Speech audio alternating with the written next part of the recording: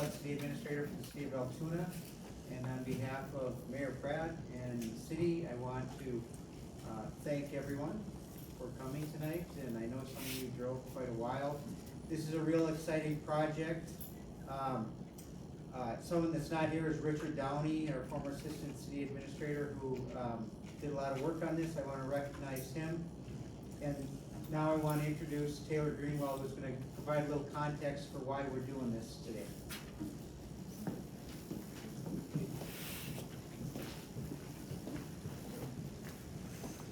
Thanks, Mike. Yeah, I'm Taylor Greenwell, the Planning Director for the City of Altoona. I kind of worked with Richard a little bit on this project. We're really excited to work with AARP on this. We've been calling it the ADU competition with the City of Altoona. I kind of want to talk about what the competition is and why we decided to get involved in this. So housing affordability, I think everyone knows, is a very big issue, not just in Altoona, but all across the country. But Altoona is no exception to the need to have more affordable housing. And as of last year, we completed our comprehensive plan update for 2022. And that's a document that goes over a whole range of topics ranging from sustainability, economic equity, and housing affordability is a key part of that. And we really wanted to figure out strategies and ways to help promote housing affordability in Altoona. There's also a regional housing study recently done, that was done in partnership with the City of Eau Claire and Eau Claire County, looking at housing affordability in the region and ways that we can help promote that in the area. So we got really excited when we came across this project that AARP was doing. It's a grant funded project. There's real money, cash prizes that are given to the people, to the top 3 submissions as part of the competition. But it's looking at accessory dwelling units. Housing affordability is a complicated issue. It's not a simple. It's not a simple problem, and which means there is not one single magic bullet solution. You want to have a large toolbox with a lot of options, and one of those options is accessory dwelling units. They're kind of going over what an accessory dwelling unit is, or an ADU. So there's 3 types. You have detached, you have attached, and you have internal. A detached ADU, just like it sounds like, it's a separate structure on a single family home, on a single family property. That's a residential dwelling unit. An attached one is essentially is an extension on the existing home that provides an additional dwelling unit as well. Or the internal ones are ones that you essentially do renovation within your existing home to enable an additional apartment to be there. We were initially kind of surprised that AARP was providing this competition. It kind of seemed out of left field for us and left field for them. But then we learned again how important ADUs could be for people of the senior community. So in addition to just being a way to help provide more affordable housing in neighborhoods where it wouldn't otherwise normally be, typically when a single family home is built, that's all that's going to be there. An ADU helps change that. It also can allow more accessible housing. It also serves as a way to help allow people to be closer to their families. Maybe a family wants to make it so their grandparent can live closer to them, or it allows someone who was living in a much larger home that's too big for them to move into a smaller format, more accessible and ADA compliant structure. So that's why we got involved with AARP and thought it was a great opportunity, and that's why this is being put on. So we had 8 great submissions that were done as part of the project. The winning designs will be both used by the City of Altoona as models for potential future ADUs that can be done. AARP will also use those and keep those on record. We'll be uploading all the presentations to YouTube so that people can look at the work that's been done as part of this project. But yeah, we're really excited.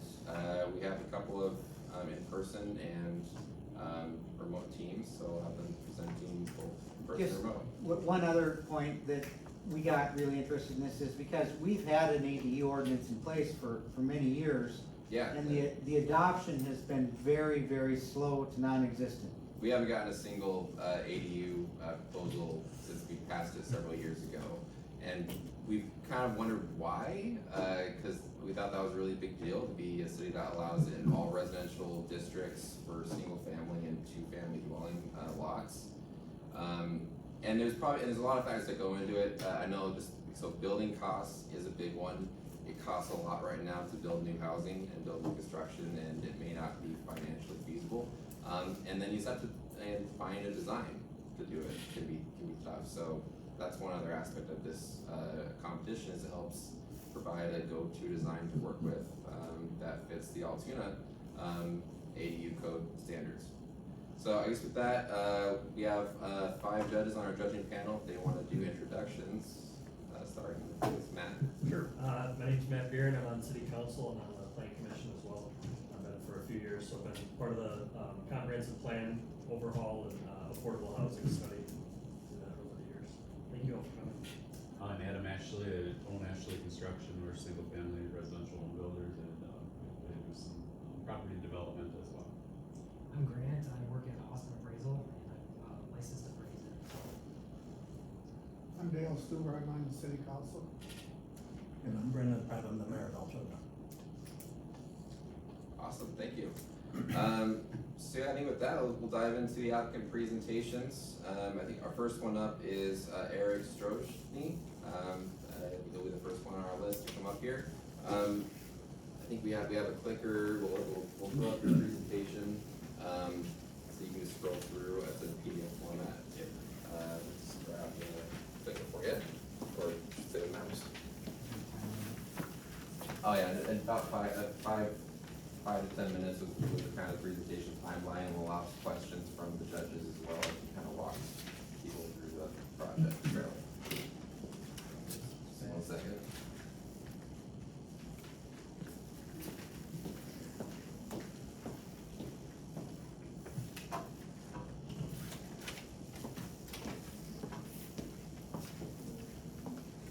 All right, my name is Eric Strani. I'm a local project manager at River Valley Architects. Actually did this as a project for myself on the side, so it sounded like an exciting thing, so I wanted to submit something for this. First page here just kind of defining an accessory dwelling unit, which we kind of already went over, so we'll just go ahead and jump over to the plan.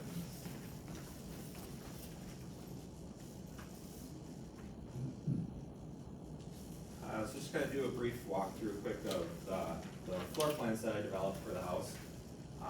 Coming in an entry into a living room space, a kitchen area that has an island for dining room seating. Have a small laundry closet off of there, which would be a stacked washer and dryer unit. Provided primary bedroom with a king size bed, so they have a large enough bedroom. Small walk-in closet. Bathroom space with a shower, toilet vanity, and a small linen closet, and then a small mechanical room.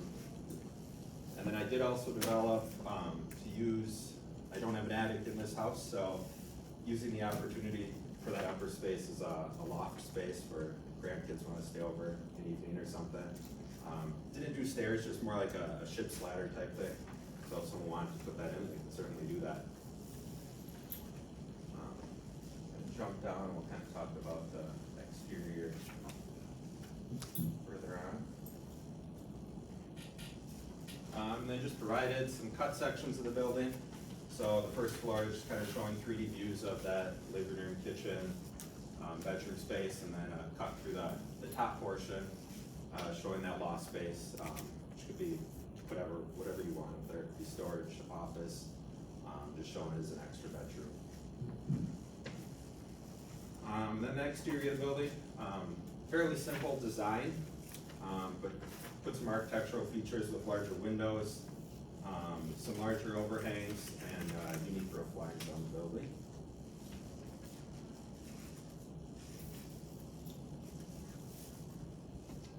And one of my main focuses on this project was affordability. So looking at things like doing slab on grade for the house instead of digging a hole to pour a full basement, just doing frost depth walls and then slab on grade. And then I looked at actually doing structural insulated panels or SIP panels for the exterior walls and roof. So the reason for that is, I don't know if anybody's familiar with SIP panels, but basically it's 2 pieces of OSB or plywood with insulation in between. And it's structural, so that's your exterior wall construction. And the advantage is it can cut costs by about 55% compared to conventional framing. Some of the main areas that it cuts is, so you take into account like air leakage, energy usage, so it's a lot more insulated than a standard stud-filled wall. Less labor, so basically the pieces go together like Legos. And then you get continuous insulation. And at the end of the day, it's more sustainable, just with the amount of insulation in the house. And then for the interior walls, it would be just traditional wood framed interior walls. We're not looking to get any super insulation value inside of the house by any means. And then providing minimal jogs on the house. That's some of your biggest cost, is adding jogs to a building, stepping in and out foundations. So keeping it simple, but still making it architecturally pleasing with the roof lines and finishes on the building.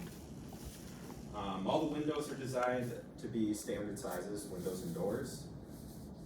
Meaning you're not special ordering anything. It's all, every manufacturer's standard size type of windows and doors.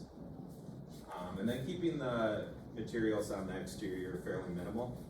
So I'm just showing like LP smart siding, no stone or brick, just LP and then trim throughout.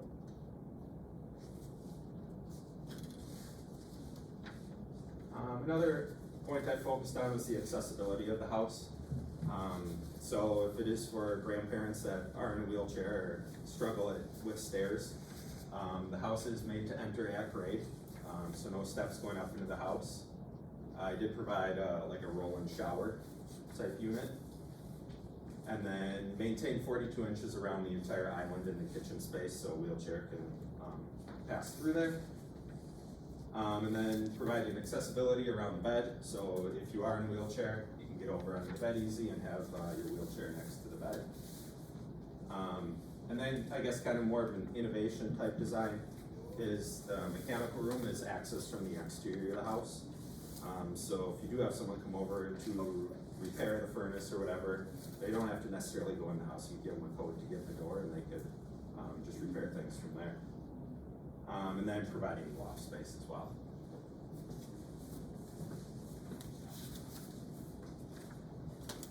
And as far as energy efficiency, I wanted to focus on the house as well.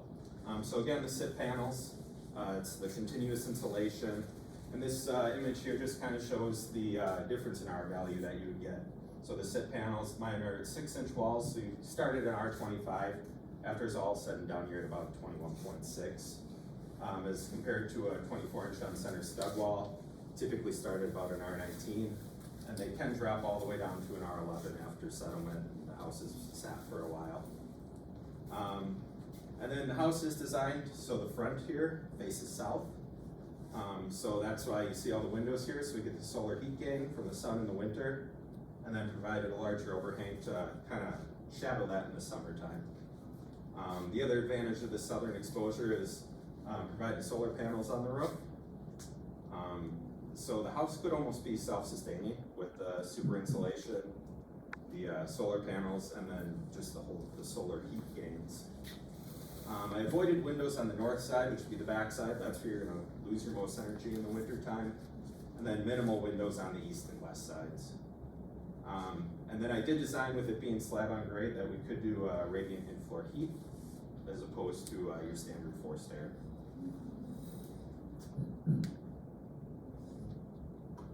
Any questions? Did you do a cost estimate or approximation? I did not do a cost estimate, no.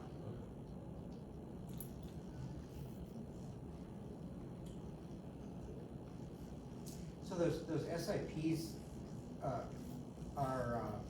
they're just that much more cost effective than getting a framing crew? Once a contractor is trained at it, they're pretty effective. It's struggled in Wisconsin. There's quite a few in Canada, Minnesota, and North Dakota.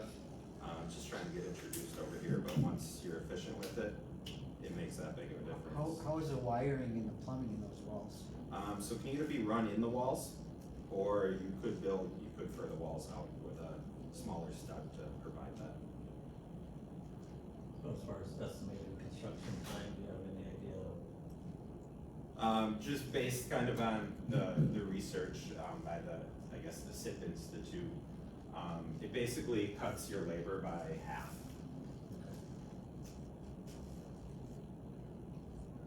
So Adam, you'd have a good, better, cut it by half, is it 2 or 3 months, 3 or 4 months?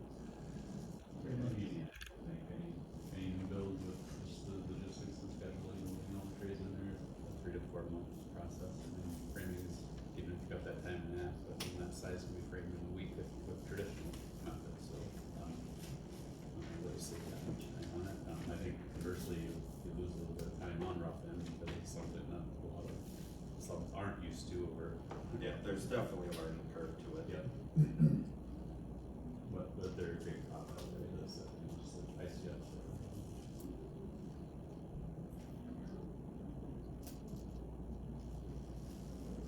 How do you cool it if it's in floor radiant? I mean, with the windows, part would be naturally cooling or providing like a mini split in the house with it being this size. So you're not incorporating any kind of storm shelter, like it's gonna be on slab, no, Slab on grade, right? The assumption would be, I guess, if there truly was a bad storm, possibly the house that you're on the lot with would hopefully let you use their basement.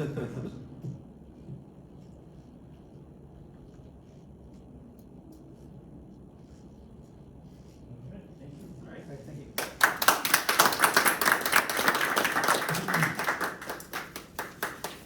Alright, so our next person is James Senzi.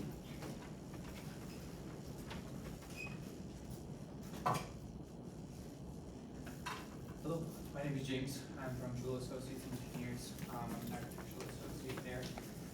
Just,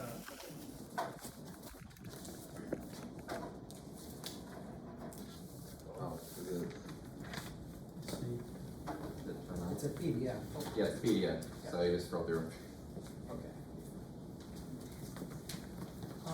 So I'll go through some of the building features, some site compatibility, some accessibility for it, the affordability of it, the energy efficiency of it. And then I'll show you a couple renderings and just a summary. So the building itself is 30 by 26 feet, so it's 780 square feet. It's got a covered front porch, has a open living and kitchen space, an exterior utility entrance I added on there for a similar reason of being able to have somebody come over and work on the furnace or do something like that without interrupting the guests. And I added an English kitchen suite, and what that was is I put the laundry in the kitchen. And not only does that keep the plumbing there, but when I tried to figure out whether I wanted the laundry in the bathroom or the kitchen, with accessibility, you want to have all the controls for the appliances on the front of them, which gives you ample space for countertop, and where the countertop is more valuable, bathroom or kitchen, put it in the kitchen. As for site compatibility, it has a simple shed roof, and that can be turned any way you want it to on the house itself to, it can be used for rain mitigation, it can be turned in a certain direction for solar access. So it's aesthetic to the building itself, and it's pragmatic in the way that it can act with the building.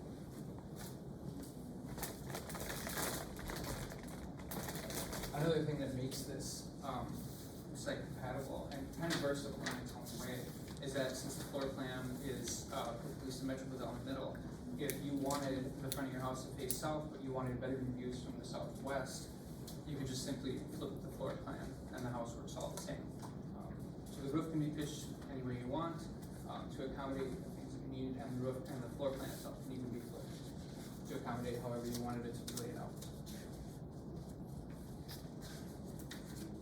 As far as accessibility, I went through the ICC A117.1 2017 dwelling type B to look at some of the spaces that you would need to move around and to get to appliances and get in and out of a shower and toilet and stuff like that. So I incorporated those into the bathrooms and the kitchens, just having the right door clearances and clearances around the island of the kitchen as well. There's a flush patio, so you can get right into it from grade. Having the large, the open kitchen and living room gives you a lot of visibility and allows you, especially the elderly, to be able to orient themselves easier as well. All front controlled appliances and all of the doors are 36 inches wide, clear, so it's easy to get around. As far as affordability, last time I checked, and this might have, it fluctuates so much, the average price per square foot of a home was $212. But with contractor familiarity, just having 2x6 studying, and having everything, like all of the exterior dimensions in 2-foot increments, allows for less waste of the products that you're gonna be using. Standardization of materials, just goes into kind of the paneling that you're going to use. Having all 2-foot increments on the building allows you to have less waste in some of your roofing materials, and things like that. It's common systems, it's common trusses, common wall systems. It's a slab on grade construction, so that's another thing. These are all just familiar ways to build stuff. There's all of the plumbing is consolidated, as you saw on the floor plan. All of the plumbing is kind of in a straight line on the top part of that house, so everything can kind of just be done all in one row. There's no crawl space, which reduces the cubic footage of the house itself, which I think makes it more affordable to heat and cool. And I would be using forced air heating and cooling. It's a simple roof with a low pitch, which means there's less materials being used, there's less roofing, soffit, fascia, things like that. And since it is in the shape of a square, it's a minimal lineal foot of exterior walls, which is where a lot of the cost incurs as far as walls. So I think with all of these things, I could probably get it down to $190 a square foot, so it would come out at $148,200.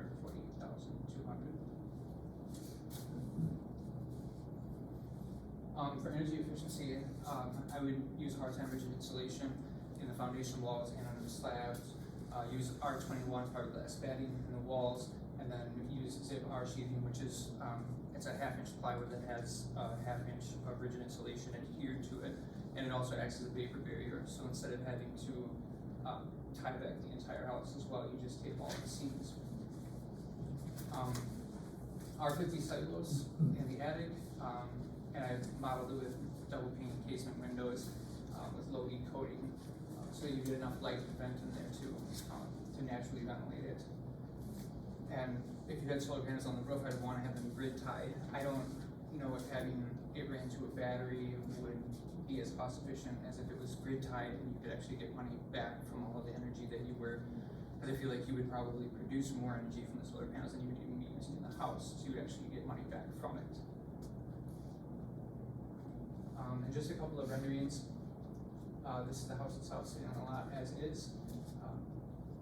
If somebody didn't really want to have such a modern look with the shed roof, you could also just change the type of glass you had and make it an old gable roof. Some of the interior, this is when you're standing in the kitchen, like by the fridge, looking towards the living room. You can see a washer and dryer in there in the front door. And then this would be from, like if you were back on the couch looking towards the kitchen area. And this one I just put in there because I thought it looked nice, it looked warm, all the lights were on. So the summary, I think it has a lower than average construction cost, it has marketable accessibility. There's a lot of flexible options with the orientation of the house, the floor plan itself. I think the versatility that's involved in this is probably one of its bigger assets. You can create, with how simple it is, you can create a lot of continuity between the finishes that you use on this and the finishes you would have in the house, so it doesn't stick out like a sore thumb, it just blends in with what you already have. And with the insulated value of it, you have reduced costs throughout the life cycle of the building. So thank you for your time, everyone. Questions? Yes? How many closets you got in your model? I have one for the bedroom. I assume the furnace is gonna go in the closets, right, somewhere? The utility room here on the left side. And I have a linen cabinet in the bathroom next to the sink.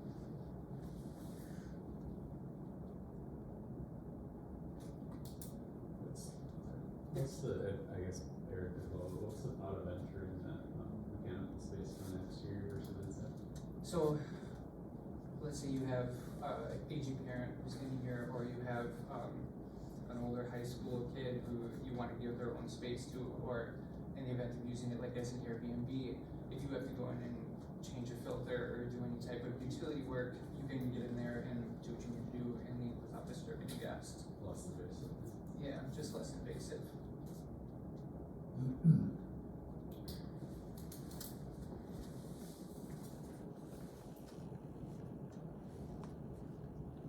Right, thank you.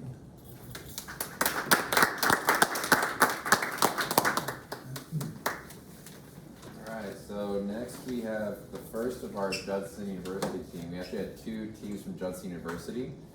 They both made submissions. So, yeah, Eliza Arce, Rebecca Rickard, and Dominic Logalbo. Yes, he couldn't be here with us. Oh, okay. He's also part of our team. Well, thank you for having us once again. It's a pleasure to be here. The drive was great. The trees are beautiful in Wisconsin. And my name is Elisa, and this is Becca. So we labeled our, wanted to say our iteration process and our units that we came up with, since we have 4 prototypes that we're going to be presenting today. We labeled it fitting in ADU prototypes for communities and individuals. And the title, as it says, fitting in, is something that we focused on with the Altoona community and trying to bring in designs that were fitting in with those existing communities. So these are just some things we're going to be going over today. I'm having a hard time with the clicker, so it's moving. Oh, really quick. it's a PDF, so you just scroll down. Okay, thanks. Yeah. So, yeah, we're going to be talking about how some barriers that we were thinking about, as previous presenters mentioned, there are some barriers when wanting to have an ADU in your house or adding anything. There's a lot of barriers that come with that. Something else we'll talk about is our design intention, things that we were really looking to bring to this. And then we're going to go through the different designs themselves. So we wrote a little bit about how communities could really benefit from ADUs, such as having people age in place, having a place where your children could come and stay. Something else that we realized is that we live in spaces that we always want to bring delight and comfort to. So we realized that ADU units should not be just something that's separate or like in your backyard. It should also have its own dignity. And that's something that we really encourage in our design process. So we'll also be mentioning that today. And some barriers that have also been mentioned are simply the cost. You know, cost of construction is really difficult. And it's also a barrier for anybody that's wanting to expand their house or just have another unit. And the other thing that's difficult is expertise, knowing what type of accommodations to have, what kind of materials, and simply knowing more of what you don't know. Knowing what you don't know is also a barrier that we noticed. So in our design process, this is another thing that we really wanted to focus on. Yeah, some of the things we were thinking about when we were designing were some of these key attributes: privacy, light, adaptability, and personalization. And you'll see that even though we have 4 different designs, we incorporated these elements into each of them, and it was really fundamental to how we were designing. And then these are just some images of snapshots of the actual units themselves and how we try to focus on that.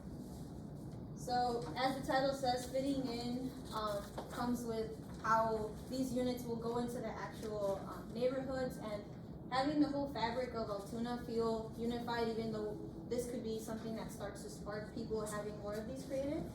So we kind of took a swatch of what a lot of these neighborhoods look like, and we arranged and we did a lot of research within that itself, like discovering how different units could fit within the existing context.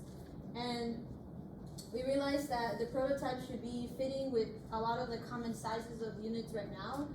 And existing within the lots, we have a lot of opportunities with corner houses, and even the challenge with some of the ones that are having existing garages. We realized that people might want to add to that existing already. So these are 4 of the designs that we came up with, and this is just an overview of how we kind of rearranged them so people can have a vision to how their houses could fit on that site. The first prototype we have is the multi-generational prototype. This one is for existing homes that have lateral massing, and it emphasizes shared outdoor space for all generations. So as you see here, this is an existing house, and the dwelling unit that we proposed has been added an outdoor patio, which will be a connection to the ADU. And the vision for this is if you have a parent or you have somebody that wants to age in place and have their own separate unit in the back, there's still a connection to that main home. They're not feeling like they're just separated in the back, or they're like, you still have that connection to them. So this prototype tries to create that multi-generational connection. And for the B rental prototype, this one is focused more on providing privacy for the renter and the owner, and this is preserved with perpendicular orientation and entry windows that are not facing the existing units. So this one mainly is about having that privacy and not being too intrusive if somebody does want to have an ADU, but still have expenses for that. They still have their own sense of home, even though they're sharing that lot themselves. Yeah, so moving on to our other prototype C, this is for smaller lots. We realized that in the Altoona community, some people have more rectangular and long homes. Some that already have a lot of the corner homes feel like they're a little pushed off because they have a house to their right and to their left. So this unit tries to solve for parcels with limited areas, and this is more of a loft prototype, and it basically solves for that smaller print. And then lastly, we have design D, which is the garage prototype, and this is even more of a design for parcels with even more limited rear yard space, since we use the existing garage. So these 4 designs try to solve more for that side design and focusing on how the Altoona community can start to envision this if it does become more of a project that starts to rise. Yeah, so design A is 800 square feet.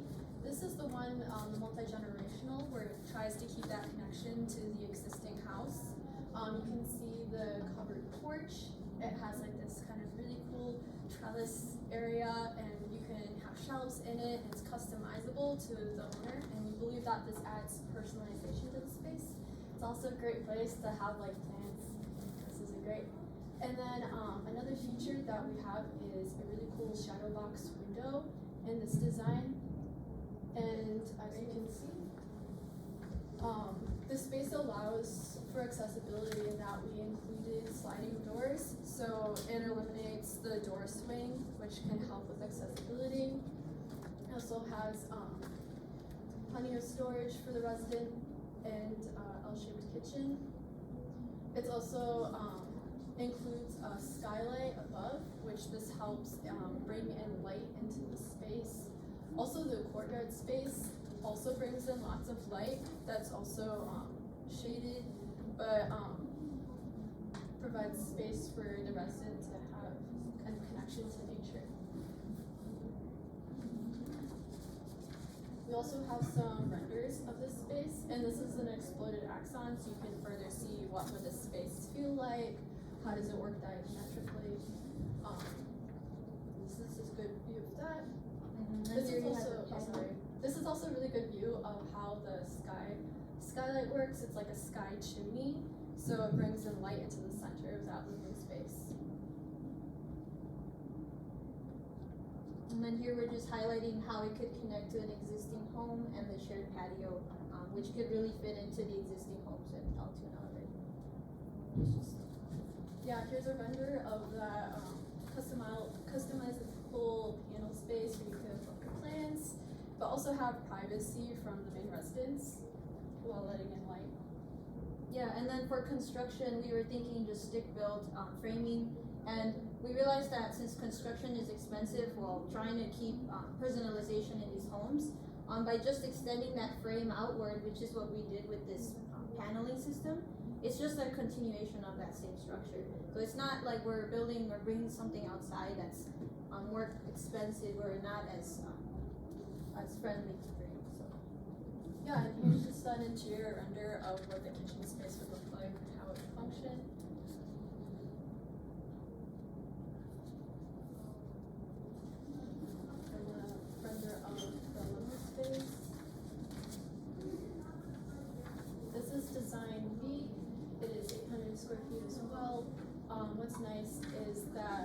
could just scroll down a little bit more, the bottom corner window is recessed so that it lets in light, but also helps with privacy as the window is inset into the kind of like that box that you see. But another thing is it kind of has a nice little office nook where residents can work, but also have access to nature as it's right next to a window. That's in natural light.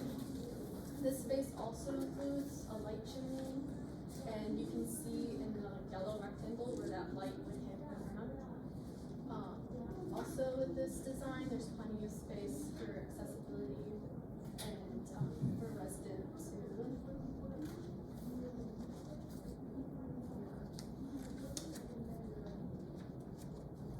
Here's just another view of how it functioned with the existing space and how the views would be protected. And we're still highlighting the skylight as well, and then the porch entry that's customizable. Just an exterior view. Yeah, you can really see how the covered entry works in this view and how like those customizable panels would look. It brings a lot of character to the space. And here's how that light chimney would function at like high noon, letting in all that natural light into the space. And here's a great render of how that office nook would function. Which is the more private, but yet you still get that natural light in your living space. And here's just another great view of how the kitchen would look.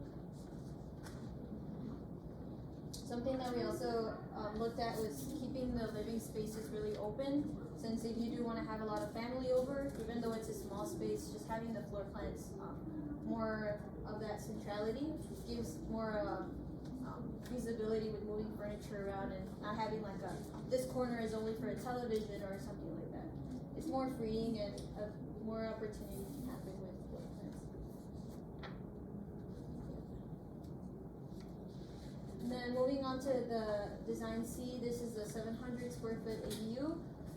This is the prototype that is more for the smaller lot. This is the one that has the loft stairs going up to that second level. And we also incorporated the skylight in this one since we do want to maximize the use of the sun to get the heating and cooling of the house. And this prototype just shows you here how it could connect directly to the existing home, but it's also having that screen again, keeping that privacy with the interior. And similar as the last floor plans we were just showing, we kept the living space and the dining and kitchen all very open and connected without barriers in case for accessibility and just having the wheelchair be able to move around. We also have all of our utilities here. All the kitchen stuff, all the plumbing is also aligned to that same wall. Just keeping construction more simple and more easier for people to work with. Here we have a mechanical closet just embedded within the stair frame, and we also have a customizable desk space that, as we show these panels that are in the entryway, this could also be brought through to the interior if the person does want to have more of that customizability on the interior. This could provide other opportunities as well. And then here's just the second floor plan, second floor, just showing how there is enough space to add a full bed and then a large closet space as well. Again, here's another diagram just showing how this could feel like if you see the interior. For this design, we decided to add a custom staircase since we are playing with that idea of the frame being extended. This could provide more storage space for the person while still having those stairs. Since stairs do take up, we realize it takes up area going up, so we wanted to really use that for an advantage. So you can see that here, and then here's a render of that stair area that could be used for storage, which also matches the character of the exterior. Their loft stairs are up there. Here's another render of that top floor, reaching up to the desk space. And then here's just how the interior could feel. We have the kitchen there in the back. Everything is aligned to that back wall for easy access and connected to the dining and living spaces. Here's just the top view looking down at the living space and how open that can feel. And then you could also see the skylight, how that directly goes into the living space, giving some more warmth to the house. The last design is the garage prototype. This one is smaller, it's for 100 square feet. And this one is taking one of the more generic garage sizes, just 20 by 20, and seeing how we could play around with that, what is already existing on the site. This one would just sit on an existing garage, and we also kept similar language to our other designs. So we have the same recessed entry that has a covering, and also the bay window that brings more natural light, even though it is on a garage. But something that we also looked at was keeping all the plumbing on one wall, of course, keeping it very simple for construction, and having all that access to that back wall as well. Here's another diagram showing how this could look at an open scale, just seeing how you would access through these stairs. And something that is worth mentioning is how for these designs, the last two designs have staircases in them. That's also another proposal, since we did mention how if parents want to have privacy for other people or just having a rental property, this could be feasible for different types of ages as well. So we wanted to create a range that could be beneficial for either opportunities. And then here's just an exterior render of that, so how that would look like. Here's an interior with that little island coming out and around meeting the living space. And then just a view of how the bedroom meets the kitchen and dining area. And then just a view from the porch. That is all we have, so thank you. Thank you.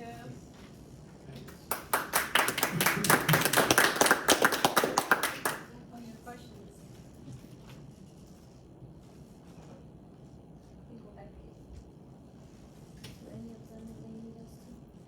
Yeah. Did you have any cost figures or? No, we did not discuss this. And I missed it, talked about energy efficiency, did you? Yeah, we mainly focused on where the window placement and how we could really take advantage of that for the most part. Yeah. Thanks. I got a question about this design too. Yeah. I don't know what the fire code says, but I only see one entrance exit. Is there a possibility of a secondary fire exit for the garage design? I assume it could be a possibility if there were more process to that, but for the design, we just provided one. As we did see some precedents for existing garage units that mainly had one entryway.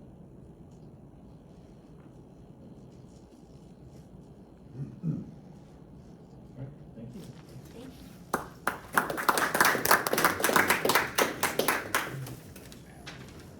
Alright, and then our last in-person presenter, Christy Higley.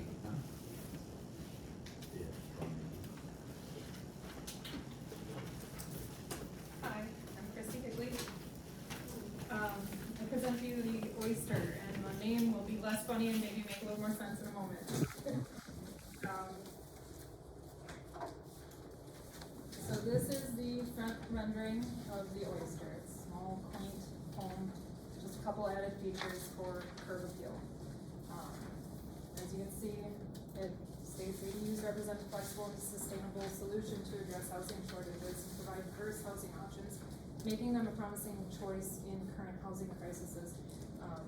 With this design, the world is your oyster.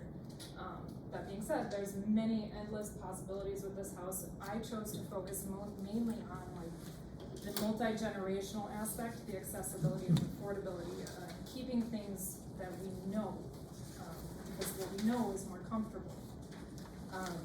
So it's not just locally that we're experiencing these issues, it's nationwide. But to make a difference, we have to make it at a local level with the hopes that that success will lead to a national change. A little bit on a personal note, I reflected heavily on that when I was designing this home, because within the next 10 years, my parents will be at a point in their lives where they may decide that they want less maintenance at their home, or possibly, heaven forbid, they need assisted living care. I would rather have them in my backyard where I'm able to help them and be with them, if that's a possibility for me. Obviously, that's where the cost comes in. I also have an average income, so I don't have a ton of money to spend on a structure. So I have to do with that the best that I can. Another point is my children in 10 years will also be at the age where they're deciding, what are we gonna do with the rest of our lives? Where do we wanna go? And if they're not ready to make the leap to a different state or city or college, I have this option for them at a cheaper rent and closer to have the help of their family. And a personal story, my first house I bought in 2007, it was a foreclosure that I fixed up, but it came with an accessory dwelling unit. A friend of mine at the time was going through a really difficult time in her life, and she couldn't afford rent for most places, which I recently heard on the radio, the national average is about $2,000 a month for rent of an apartment.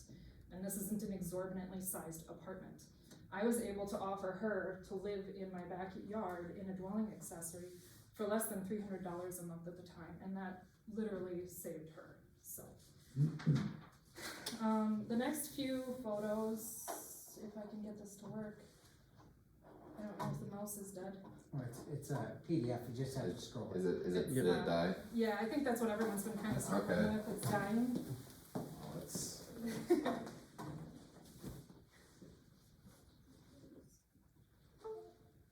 Thank you. Yep. So this next photo is just an example of actual houses in Altoona where you can fit the accessory dwelling unit behind the home in the rear yard. If you scroll to the next page, that is showing a corner lot here in Altoona with a duplex or a twin lot, and you can easily fit that on the inside corner of that lot. If you could go to the next one, please. I was able to design this home, as you saw on the front image, it had a very simple roof line. It was just a simple straight gable that can easily be turned to the opposite direction. The reason I chose that is not only for the ease of construction, the accessibility of the trusses, and with that, you shouldn't need a crane necessarily to lift the trusses up. In a lot of cases, people can hand set those, also saving cost.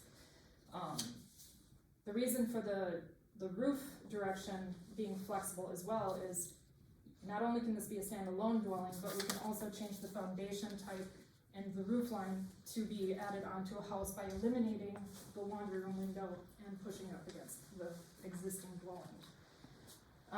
For my design purposes, with cost heavily in mind, I chose to use a haunch footing slab foundation protected with 2 inches of foam around the exterior and below the slab for warmth.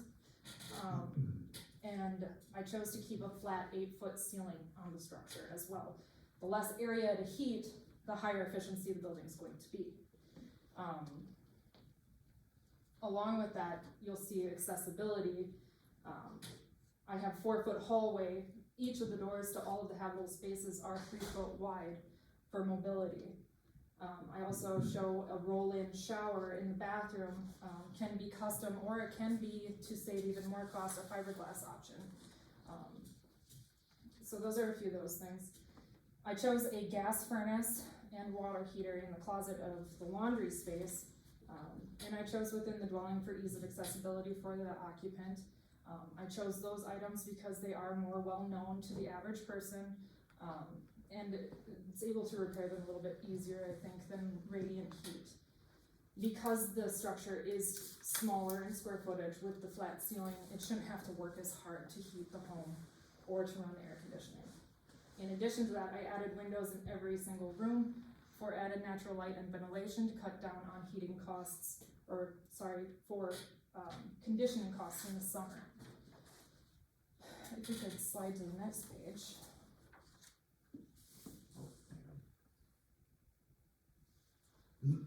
This is the kitchen. So when you first enter, you see there's a bench and hooks for a little bit of added storage. And then there's a large island that could easily be replaced with a table and dining set, dependent on the person's individual needs. And then it's got all of your typical kitchen items, your sink, your dishwasher, your range, your refrigerator, and I added a pantry as well. There's plenty of counter space, and there's a window for natural light and ventilation too, in case it depends on what you're cooking. You might want that smell out. If we could go down to the next photo. This is just an interior rendering of what that kitchen would look like. Cost prohibiting, you probably won't have solid surface countertops, it'll probably be laminate. It's a possibility you could forego the dishwasher, and like I said, that table, a lot of people like to just sit down with the family around the table, so it depends on who is occupying it. If we could scroll to the next page. This is a relatively large living space, it's very flexible, it's right off the kitchen, so that helps make the area feel larger. I also added an optional tray in case somebody wanted that little bit of additional height. Not necessary, I chose to forego it in this for cost purposes, but it is an option. Along with that, you could easily vault that whole main area and have access to attic space above for a loft or just storage, utilizing a ladder. I've got a triple pane glass window for natural light and for view, and enough space for a Christmas tree. Air mattress, pull-out sofa for extra sleeping. There's plenty of opportunities there. So if we go to the next photo, this will show you a rendering of what the interior of the living room might look like. And if we go to the next slide, then we get into the bedroom. It's a large bedroom. This bedroom shows a queen-size bed. If you're moving into a smaller space, it shouldn't mean that you have to give up all your creature comforts, so I tried to keep a larger bed in there. You could easily add a pocket door through that bedroom wall directly into the bathroom if you felt it was necessary. It offers double closets, plenty of storage, and a large window. If we could scroll, we'll see an image of what the interior of the bedroom might look like. And if we scroll again, we'll get to the bathroom. Now this is where I stated it's all accessible.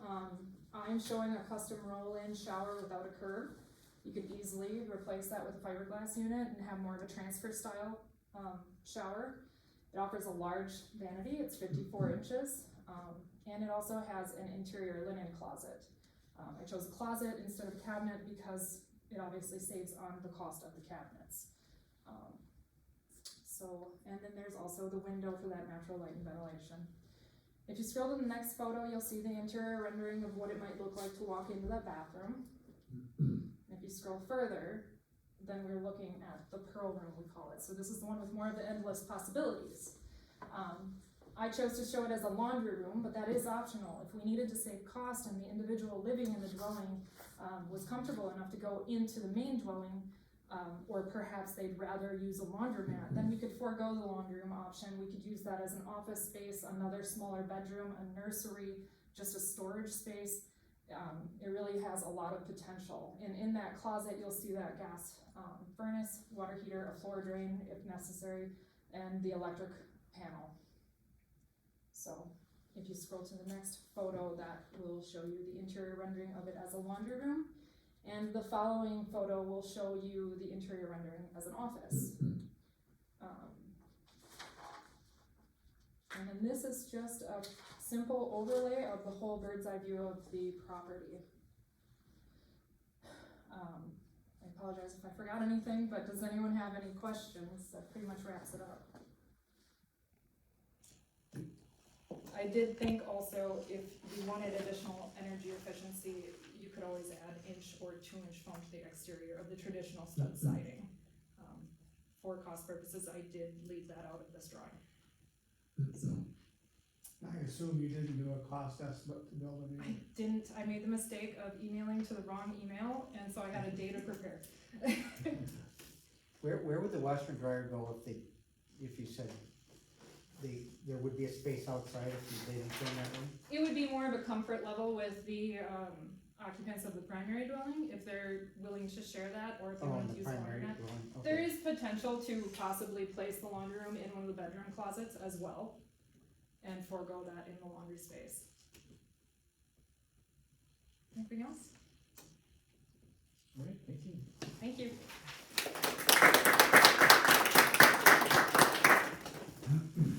Alright, so we'll move to our remote presenters. Who's first on the list, Roy?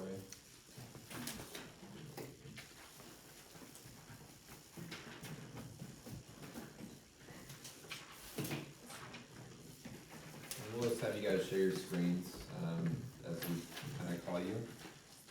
So first we have Von Weisenberger. Hi everyone. Hi. Hello.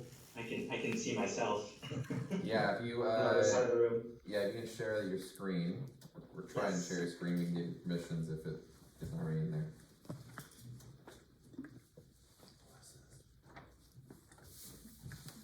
All right, that is showing up. Okay, cool. Hi everyone, my name is Von Weisenberger. I'm an architectural designer, originally from Michigan, currently living in New York City. And my focus is on affordable housing projects, particularly ones like this that can help address our ongoing housing crisis. So I'm really excited to present my design for this competition called the Altoona Blockhouse. So the blockhouse is a modular system that gives Altoona residents limitless options for the size, configuration, and style of their ADUs. These modules are based on forms from traditional homes such as gabled roofs and chimneys, but using a clean and contemporary aesthetic, and also utilizing more modern and sustainable materials and systems. So the design only uses 4 module types, which are shown here, and these are combined to create any number of combinations. So there's the living and dining block. This has the kitchen and living room. Then this is connected to either a bathroom block or a bathroom and a stair block. And then finally, there's blocks for the bedrooms. So this shows how these different modules could get combined to create essentially unlimited options for the size and the layout of your ADU. And these are 3 more developed, iterations to show how the system can work. So on the left, there's a 1 bedroom, 1 bath, 500 square feet. This is combining the living room and kitchen block. It has 1 bathroom connecting it and 1 bedroom. The middle design here is also 1 bedroom, 1 bath. It's using the exact same modules, but arranging them slightly differently so that it's in more of a compact format. And then on the right is a 2 bedroom, 1 bath. So this one is adding that stair unit to create an additional 2nd story with an additional bedroom. So the blockhouse features some very interesting and unique design features. One are the roof extends into the front porch and the rear deck. It has a built-in pergola as well as a metal screen that adds some privacy. Also can have plants growing on it. Just thinking about the fact that this is going to be in your backyard and it might be nice to add some privacy. And these also connect an ADA accessible ramp that can be used to enter the design. All the configurations have this sort of interesting central stack, which brings light, fresh air, and passive ventilation into all of the interiors.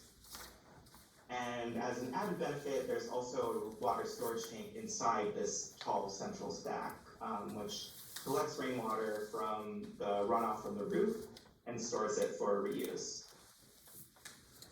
And then finally, there's room to add optional solar panels, and all of the windows are large casement windows that have deep overhangs for sun and rain protection.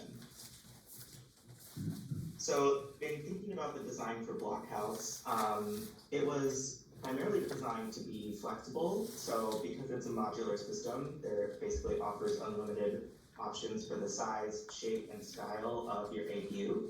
So it can meet the individual needs of Altoona residents and also allow for future expansion as families grow, needs change, budgets increase, things like that.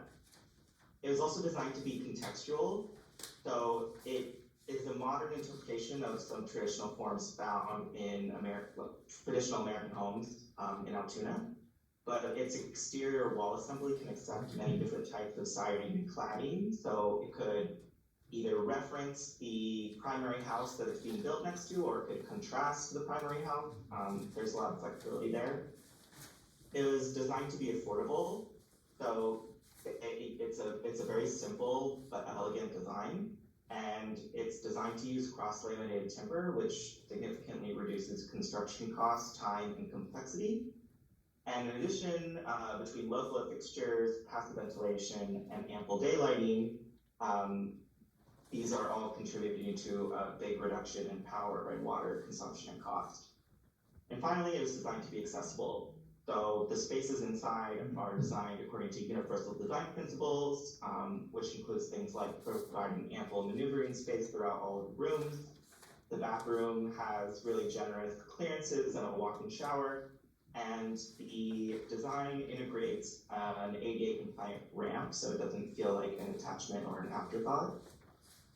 And most of all, Blockhouse was designed to be sustainable, and it's doing this through the materials.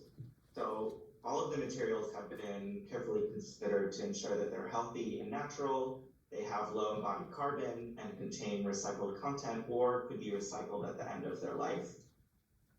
It's sustainable through its systems. So it's capturing rainwater and storing it for reuse, and that can be used either as gray water inside the ADU, which is for things like flushing toilets, or it can also be reused for irrigation in your yard. And then solar panels on the roof can offset power consumption, and it uses an efficient heat pump mini split system, which uses up to 50% less energy than a traditional heating system. And finally, the form of the design is also sustainable because of this tall solar stack. So cool air is being brought into the house and then being exhausted at the higher level. And additionally, the modules can be rotated in any direction so that they can face south for maximum solar panel exposure. So the modules are built using cross-laminated timber, or CLT, and these are panels that are prefabricated and assembled on site to reduce construction time, complexity, and costs. It's similar to the STIPS panels that were presented earlier, but these ones are just made with laminated timber, which also makes it naturally fire, insect, and mold resistant. And so these panels are prefabricated in factories to precise dimensions and requirements. They are delivered on site, and then they can be assembled much faster and more easily than traditional construction methods. And the great thing about mass timber is that it sequesters carbon rather than emitting it. So a one-bedroom blockhouse will have sequestered approximately 12 metric tons of carbon simply by being built. That doesn't even factor in the fact that it's using more efficient and sustainable systems going forward. It's just by being constructed. So this is a section through an example layout that shows how the passive ventilation works. So all of the windows in a blockhouse are operable, and because heat rises, this tall solar stack is actually serving as a solar chimney. So cool air is being pulled in, and then hot air is being exhausted at the top. So because of this unique design, it's not only providing passive ventilation, but it's also just creating really nice, bright and airy interiors and reducing the need for HVAC. And the interior highlights the blockhouse's mass timber construction with an exposed cross-laminated timber upper wall, so you can see that at the top here.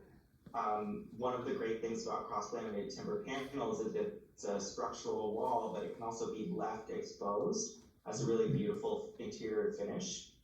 And there's actually quite a few studies that show just being in a room with exposed wood can reduce stress. So this is showing a detailed wall section of this assembly that uses the cross-laminated timber as the main structure, but of course is adding a significant layer of insulation, exterior cladding, and then in addition, on the inside of the wall, there's an additional furred wall that adds about 3 inches that can be used for wiring and things like that. So it adds a little bit of flexibility to the cross-laminated timber panels. And when you add all this up into the assembly, it's basically bringing the blockhouse to passive house standards. So it's super efficient. And it can also be customized on the outside to use any number of exterior cladding materials.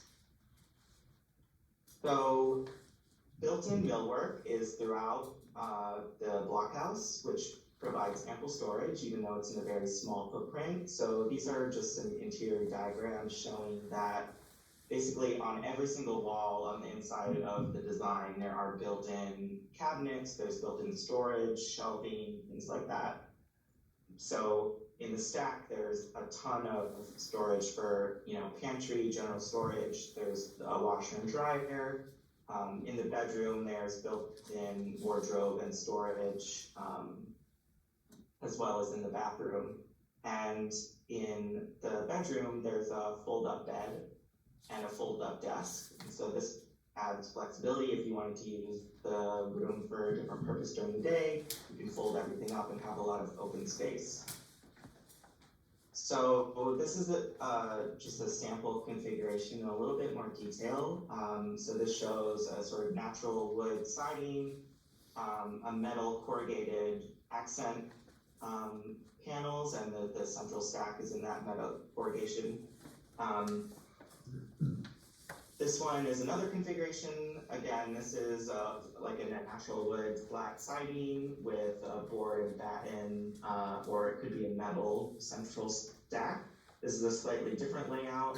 I should go back. So this one shows that sort of integrated ADA ramp so that it's wheelchair accessible. That's an option. It doesn't necessarily need to be there, but it obviously helps a lot with accessibility.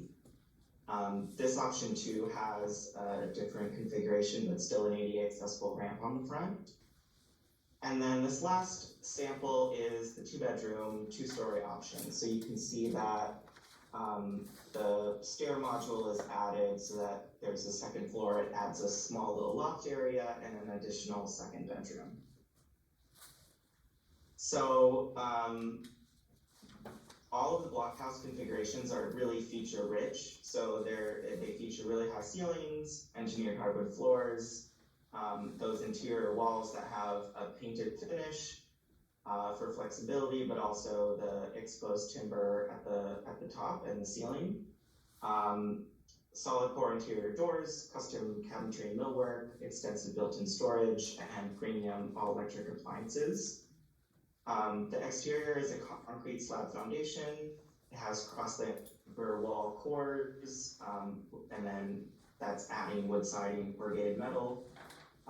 It features a standing seam metal roof with the concealed gutters for harvesting rainwater, the pergola extensions with the metal mesh for privacy, and then an option for a front porch and rear deck with ADA compliant ramps.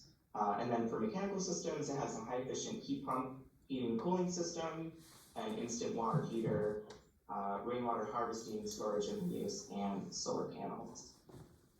So an initial cost estimate puts a 1-bedroom blockhouse just under $90,000 for base finishes, millwork, fixtures, and appliances.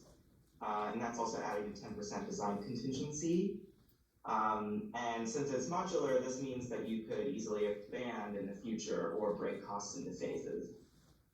So this is for an ADU that matches many of the features that are offered in premium ADU packages by companies like Abodu and Samara for a fraction of the cost.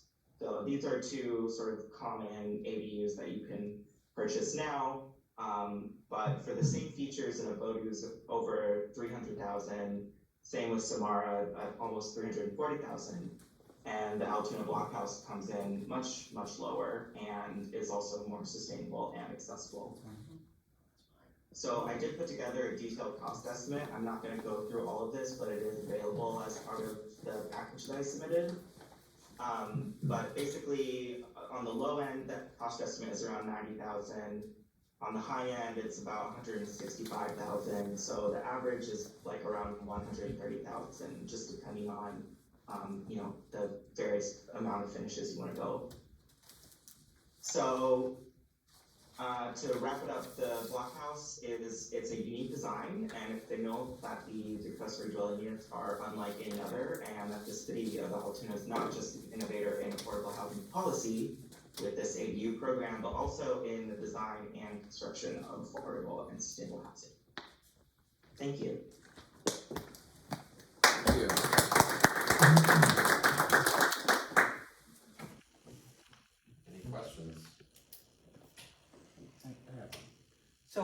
do you have a provider for the construction of the panels and the blocks? Is that something that's been done already? Yeah, so cross-laminated timber panels it's really common. It's becoming, it's like sort of the latest trend in construction because it is so much more sustainable. There's factories all over the country that can do this, including some in Wisconsin. And the design is very simple. So, it's just creating these walls with punch outs for windows. And the great thing too about cross-laminated panels is that they're self-supporting. So it literally is it's like building a gingerbread house almost. There's no additional structure needed. So you have these preconceived blocks. Would you work with one of these companies to focus on building these blocks for shipment across the country, or are you talking about just starting from scratch and ordering the panels like this from those companies? Or have you talked with some to work with? That would be an amazing next step for sure, is to offer this as, a pitch that you could order. But right now the strategy would be, this would be a set of construction drawings, and you would go to one of these cross-laminated timber fabricators and give them the dimensions of everything you need. This would be a very straightforward job for them, and they would provide those panels. But because it is modular, it could very easily become the sort of kit apart, created in partnership with one of those fabricators for sure. That'd be great. Is there a possibility that the plumbing and the electric could be incorporated into the panels rather than in the furred out inside? Yes, so you can do that. You can route through the panels, much like a 6-panel, to run any of your wiring, plumbing, and electrical through them. It's just, once you do it, it's kind of set. So adding the furred out wall just gives you a little bit more flexibility. I should have mentioned too that in the design, there's just one shared plumbing wall, shared by the kitchen and the bathroom. So there's not any other plumbing going anywhere else.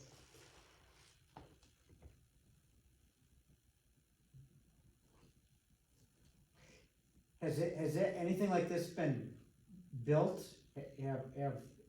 With this design, do you have an example of something that's been built somewhere? Using cross-laminated timber, you mean? No, with this type of design in particular, or is this the first time you're rolling it out here? Yeah, no, I worked on this specifically for this competition to create something that is innovative and new, but still can be cost-effective and sustainable. So it's not something. It's not using anything novel in terms of the mass timber construction, but it is a unique design.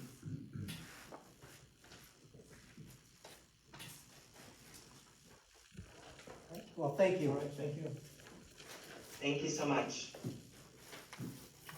Alright, next we have Amanda Tupy.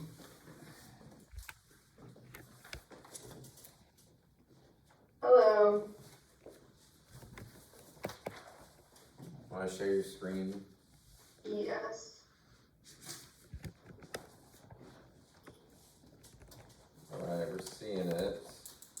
Perfect. Maybe zoom in, there you go, perfect. Okay. Hi everyone, my name is Amanda Tupy. I'm a senior at UW Stout pursuing a degree in interior design with minors in architecture and business administration. My overall career goal is to merge aesthetics, functionality, and sustainability to produce an excellent experience. This competition combines all these things. I am honored to present to you tonight. The Inicio ADU is created around functionality with affordability, energy efficiency, and accessibility at utmost importance. The initio is an ideal space for a relative, caregiver, or renter. Initio is a Latin word that means inspiring and also new beginnings. The name was fitting as most ADUs are a place for new beginnings or where inspiration grows. The Initio ADU has 1 bedroom, 1 bathroom, and 800 square feet, plus is affordable and accessible. Although this floor plan is intended as a detached unit with complete living facilities featuring a permanent foundation, it could be considered for an attached ADU, or an even more affordable option would be to convert an existing home's basement or garage. Despite its small size, the innovative design is open and comfortable, and the exterior is picture perfect. Abundant natural light and vaulted ceilings add to a welcoming, peaceful aesthetic. Those who like minimalist living will appreciate this design because it has everything you need and nothing you don't. The Initio is designed around aging in place and incorporates Americans with Disabilities Act guidelines, also known as ADA. Being only 8% of people with disabilities use a wheelchair, permanent or temporary, not only do I want to seamlessly and holistically design for them, but also for the many other types of physical, cognitive, and sensory needs. This ADU is an economical build because of its simple floor plan. Best of all, its accessibility has minimal impact on the overall budget, as accessibility is often not about costlier choices, just about different choices. Accessibility makes life easier for people who are older or differently abled, and for all of us. Accessibility-wise, more than 1 in 4, or 27% of adults in the United States have some type of disability, and almost everyone will temporarily or permanently experience disability at some point in their life. In my plan, circles with the international symbol of access represent the recommended minimum 5 feet of turning space to accommodate a wheelchair. I have called out the most crucial turning spaces in the kitchen, hallway, bathroom, shower, plus near the back doors. Additionally, this ADU would be built with energy efficient yet affordable methods in the insulation and wall structure, plus selections for doors, windows, siding, and the roof. The roof does allow for solar panels that could not only support the ADU itself, but also help cover the electrical load on the main house. The Initio ADU's energy-conscious design includes central heating with optional air conditioning. Other energy-efficient features include a tankless water heater, Energy Star rated appliances, a low flush toilet, LED lights, and ceiling fans. Smart home technologies are worth a consideration as well. Let's take a look inside. Once you open the front door, you are greeted with an abundance of natural light and vaulted ceilings, creating a welcoming and peaceful aesthetic. The oversized foyer opens to a cozy living room with endless arrangement possibilities, and a spacious kitchen. Plus, French doors lead to the backyard, a perfect place to sit and unwind. Natural light is the most affordable type of lighting, so positioning the ADU to maximize the sun's location all day long, coupled with large windows, will let the warmth and light flow in. The U-shaped kitchen provides ample storage in the upper and lower cabinets. The space is great for hosting, and the kitchen's peninsula provides seating. But if desired, owners could place a small dining table in the living room. The cabinet height in the kitchen and bath will require input from the homeowner, as the standard cabinet height is 36 inches, which is not practical for those in a wheelchair. Down the hall and on the right is a full-size bathroom with a no-threshold roll-in shower, complete with a shower seat. Additionally, grab bars near the toilet and in the shower provide support and stability. In a hallway closet across from the bathroom is a mechanical and laundry room with an all-in-one energy-efficient washer-dryer unit. This space-saving unit also costs less than traditional sets, plus saves time and energy transferring loads. Floor-to-ceiling shelving provide ample space for supplies and storage. The room roomy bedroom is truly a versatile space for rest and relaxation, plus a home office or workout space if desired. For reference, a king-size bed is shown in the renderings. There's a large closet with shelving that can be spec'd at an accessible height of 4 feet from the finished floor if desired. The more open floor space, the better for accessibility, and in the Initio ADU, every inch counts. Although the ADU can be retrofitted to be more accessible, it's ideal to build accessibility into the ADU from the initial design. The Initio was designed with an incredible amount of accessibility in mind to eliminate cost, stress, and hassle associated with installing and incorporating any level of accessibility after the fact. Key elements that make the ADU accessible include building at grade level to avoid stairs or an entryway awning, and no threshold doors. Doorways are the ADA standard 36 inches wide. Also, doors and windows are energy efficient, lightweight, and easy to open. Other accessible details include motion activated lights, dimmer switches with large flat panels, and lever door handles. All construction materials, appliances, cabinets, and one-piece inserts are standard, meaning they're easy to find at a builder supply store like Menards. Exterior materials are residentially compatible, including insulated vinyl siding, wood, and finished masonry. This ADU allows for customization too, such as using reclaimed materials. Interior design-wise, the selected colors and finishes are fun yet neutral. Objects are placed intentionally yet impactfully to create a harmonious space that enhances daily living. Furniture and fixtures are streamlined and modern, yet offer a warm and cozy aesthetic with natural elements. Additionally, all selections are durable and easy maintenance materials such as luxury vinyl plank flooring. The Initio provides an inspiring, flexible space that can be utilized over many years by relatives, caregivers, or renters.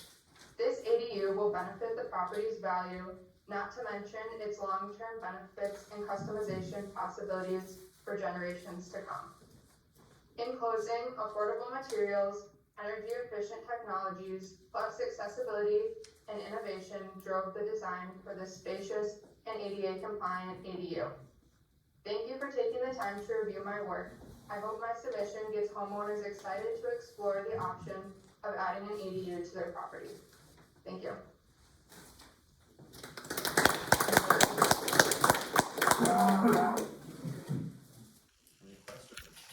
You didn't do a cost analysis then? I did not, no. Okay.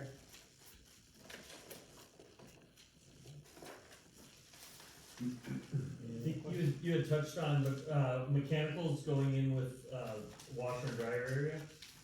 Yeah. Floor plan.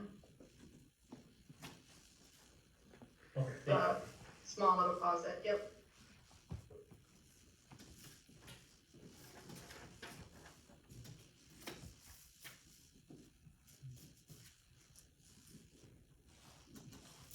All right, thank you. Thanks. Thank you, thank you. Thank you.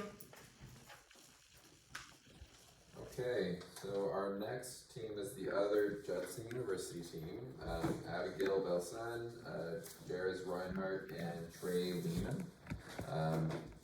You guys wanna share your screens? Hello, hello. Can you guys hear us and see us? Yep, I see you. Awesome. Alright, let's just get this started. Perfect. Great. Hello.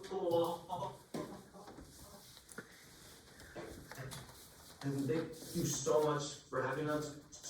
We're so excited to talk about, Abby had to step out, so she will not be joining us, but she helped in the design quite substantially.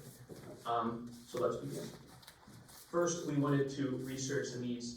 What does it mean to have an ADU, and what are some of the needs that you need to fulfill to have a successful one? And we used the outline given by your city to inform that. First up is versatility, both in materiality and spatially. Materials, we want to use materials that are, basically we wanted to squeeze the marrow out of all the square footage that we have, so you'll see that we have some space between dual functions and just keeping everything functional tight. Next up, supportability.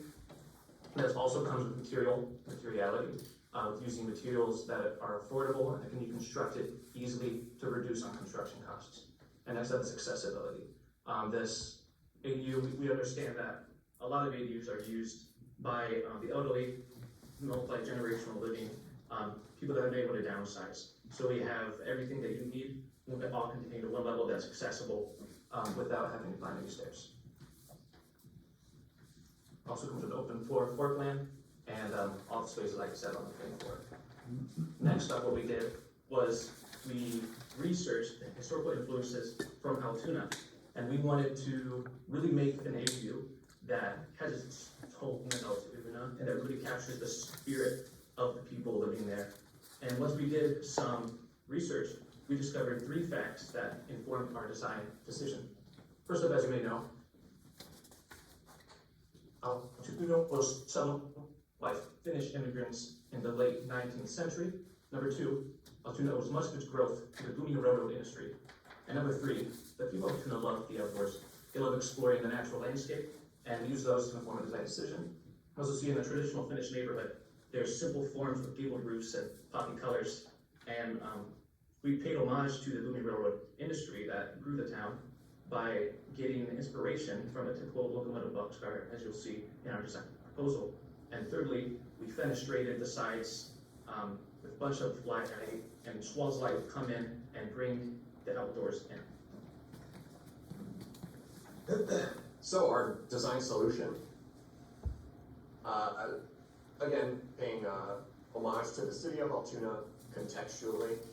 We want an industrial language that nods to that typical boxcar, as well as the traditional Finnish just typology. The gable roof achieves that. Just the simplicity and form allows us to be adaptable to existing properties and not defy any styles typically.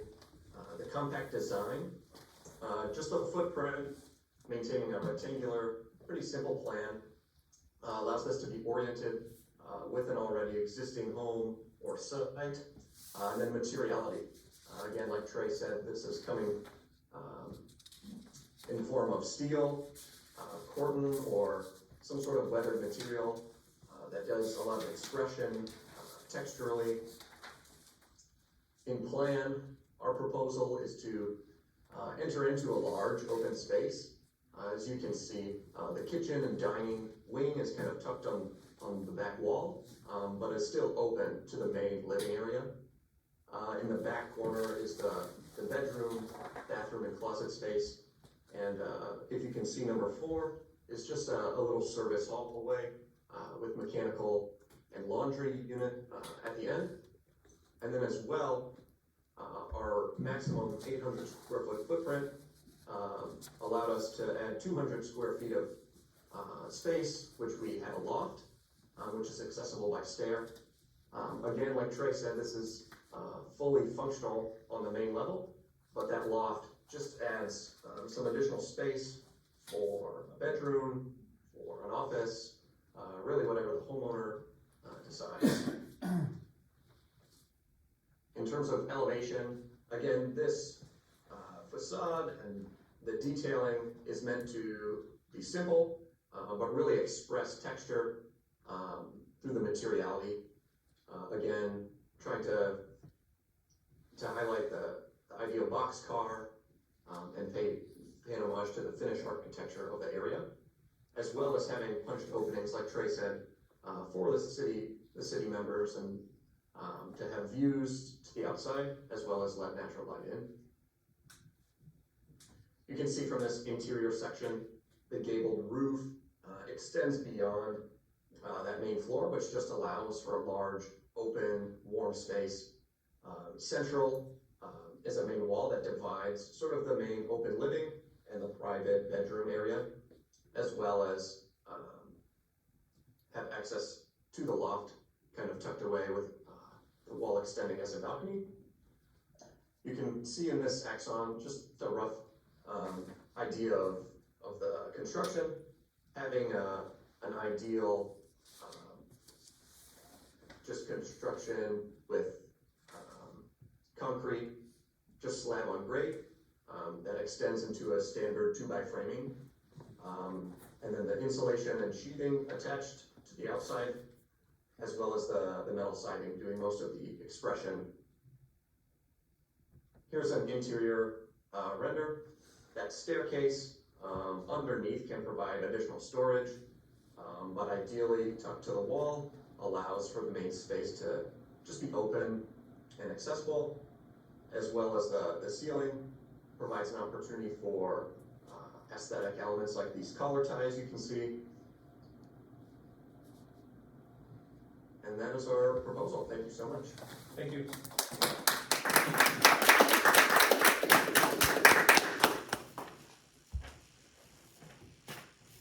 Any questions?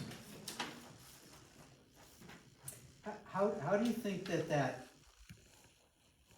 industrial or, Core 10 or whatever outside finishing you have would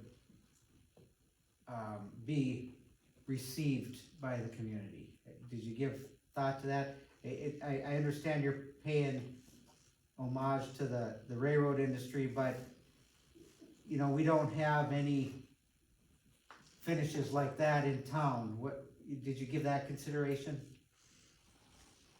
Well, we thought we didn't just want to mimic exactly what is there right now, and we wanted to strike the roots of how Altoona was founded, while being innovative, because this industrial sort of modern aesthetic lends itself not only to the tradition of the boxcars and the railroad industry that made Altoona grow, but it's also good for younger home buyers who are drawn to that sort of modern stripped down aesthetic.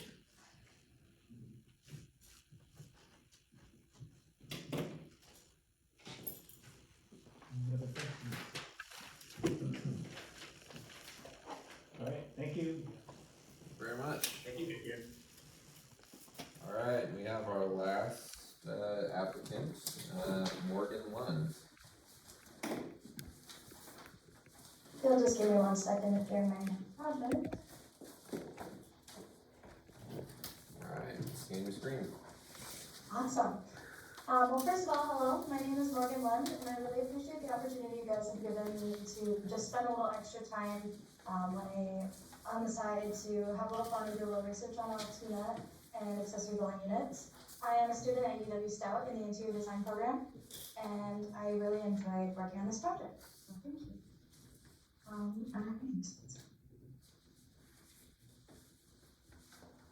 So the first thing that I have for you guys here, sorry, technical difficulty, is my recommendation for an accessory dwelling unit, which would be approximately a 797 square foot space out of your 800 that you had provided for us. It's 1 bedroom, 1 bath, and it is a detached accessory dwelling unit. Here you can see my floor plan that I've provided includes a mudroom, laundry space, and entry space, which can be modified to whatever the client is looking for at the time. There's lots of space for storage, for custom built-ins, cabinetry, anything you'd like to do with that space, and you can put a washer and dryer in there as well. When you enter into the space, you'll have more of that social space, anything that you're doing with multiple people. You've got your kitchen to the right when you walk in, you've got your living room to the left. I've provided a bedroom with ample closet space and storage, as well as a full bathroom. And then the circles that you see throughout the project, those are 5-foot turning radiuses so that there are plenty of space for wheelchairs to make that full turn. And as well as just have lots of walking space around everything as much as possible. And then all of the products that I have selected for this particular project are from Menards or any other like local building store that you could have in the area, so that it's more affordable and easy to access. Here I've provided a couple of elevations of the space. The top one is just going to be the back wall elevation. You can see the bathroom, the kitchen, and part of the mudroom, or where you possibly have those washer and dryer units.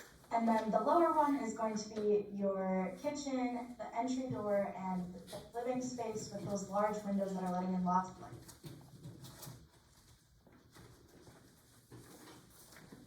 So for the exterior, I have provided some of the materials that I am recommending. I would recommend this siding from Menards, something that slides together. It's very affordable, very functional. I unfortunately don't have any final cost estimates for you, but I have provided cost per square foot averages and cost per item, just so that you guys can kind of see about what that would be. And then all of the windows and doors are also Energy Star certified. They have good sealing and help with concealing that heat. And as well, having that option on the first slide here, you have that second entry door. It's going to allow for saving on heat as well. However, if you wanted to, you could create as an open passage. If somebody was looking for something just a little bit more accessible, that door is completely optional. The next space I have for you here is the general overall paint, the luxury vinyl tile plank flooring that I found at Menards as well. This can go for the entire space. It's rated for waterproofing, all of the above. Recessed can lighting that you can see throughout the space, and then some pendant lights for the kitchen as well. For the bathroom, I have some recommendations here. Just simple things that you can find at most of your building stores, including Menards. I've got a toilet that is efficient in preserving water as much as possible, and just a few selections. Here is some kitchen selections.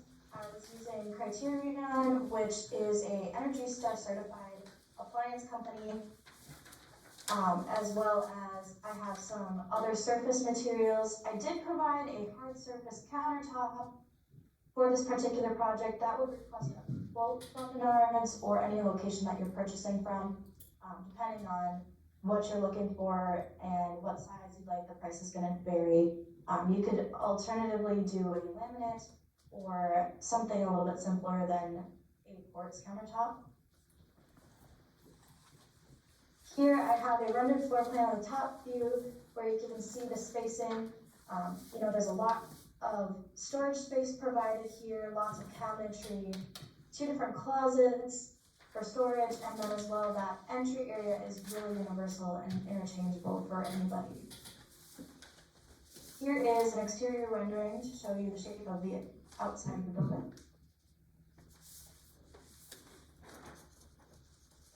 Here is a rendering of the kitchen. And then I've also provided a few of the measurements for the interior spaces as well as wall widths. And that is all I have for you today.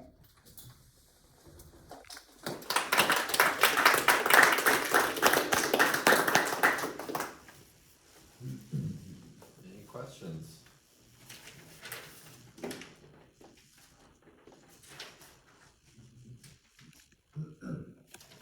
I have a comment, just that I really like that you considered an entryway. I think that frequently it would be something like in this project that would be overlooked, but in our climate, it's just really important when you come in the winter, and you're not just tracking directly into the main living area.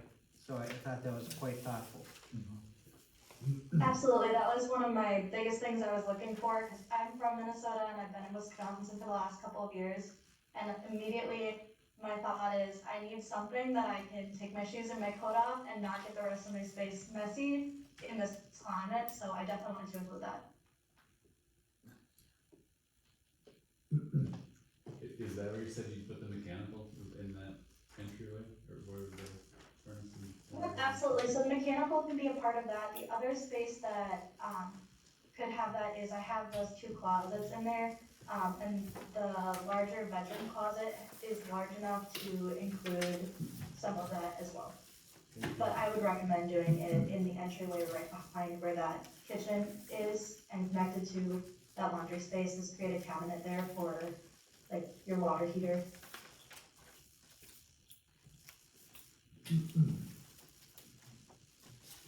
All right, thank you. Thank you. Thank you.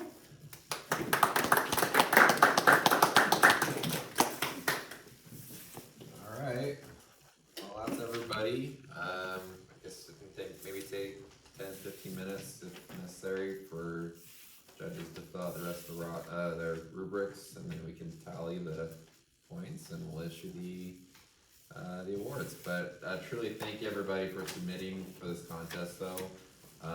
We were really excited for this, and yeah, thank you. The other thing is,